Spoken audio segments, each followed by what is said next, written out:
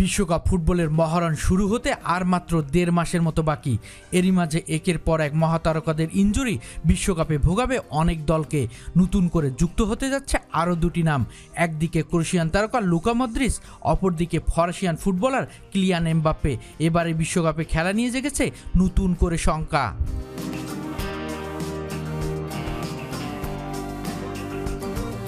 চোটের মিছিলে Lamine Yamal, Rodrigo Estêvão, এদের মিলে তাও মোহাম্মদ সালাহ সহ আরও বেশ কয়েকজন। ইতালিয়ান লিগ সিরি এতে জুভেন্টাসের সঙ্গে এসি মিলানের ম্যাচে গুরুতর ইনজুরিতে পড়েন ক্রোয়েশিয়ার ফুটবল তারকা লুকা মদ্রিচ। রয়টার্সের প্রতিবেদনে বলা হয়, জুভেন্টাসের সাথে এসি মিলানের ম্যাচের দ্বিতীয়ার্ধে জুভেন্টাসের মিডফিল্ডার ম্যানুয়েল লোকাতেলির সঙ্গে মাথায় আঘাত পান এসি মিলানের আরেক মিডফিল্ডার লুকা মদ্রিচ।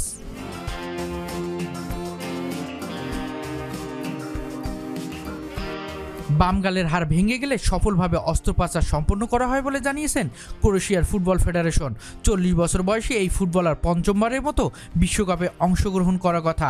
আসন্ন বিশ্বকাপে এল গ্রুপে ক্রোয়েশিয়ার প্রতিপক্ষ ইংল্যান্ড, পানামা ও ঘানা। আগামী 17 জুন ইংল্যান্ডের ম্যাচের মধ্য দিয়ে বিশ্বকাপ মিশন শুরু করবে ক্রোয়েশিয়া।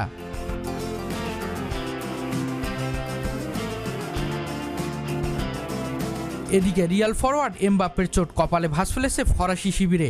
গত শুক্রবার রিয়াল বেটিসের সঙ্গে ড্র হওয়া ম্যাচে বাঁ পায়ের হ্যামস্ট্রংয়ের টান লাগে 27 বছর বয়সী এই তারকার।